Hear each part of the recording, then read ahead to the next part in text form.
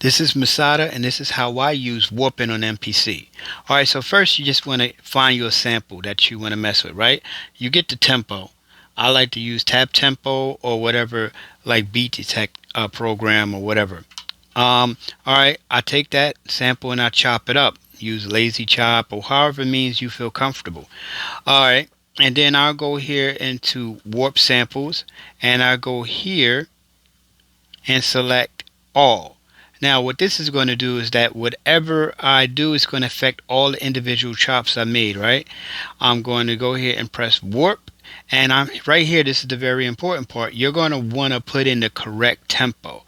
If you don't, then the warp is going to sound weird and it's not going to work properly. Okay, so we did that. Alright, so as you can see here, the key of the sample is A minor. Alright, so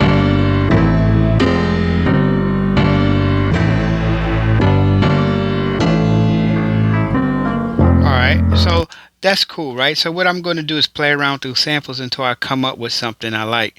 Alright, so here's what I came up with.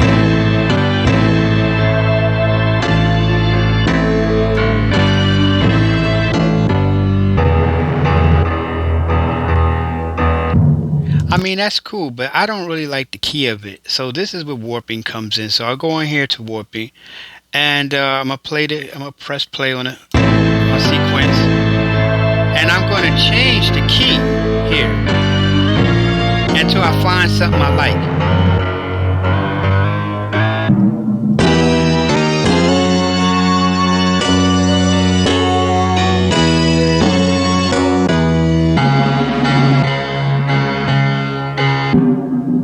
Okay, I like that. So that's F sharp minor. Alright, I like that there. So, I'll put some drums to this or whatever and everything, and I'll mess around until I find something I like.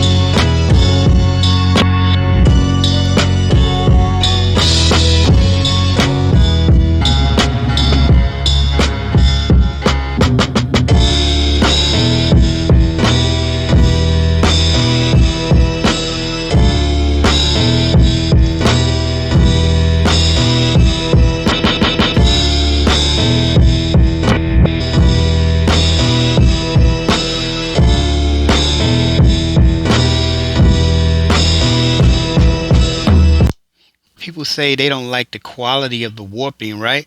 I kind of use it like SP1200. It gives it a grittiness, It works for some things and some things it doesn't work. If I really need quality, then I'll use the software.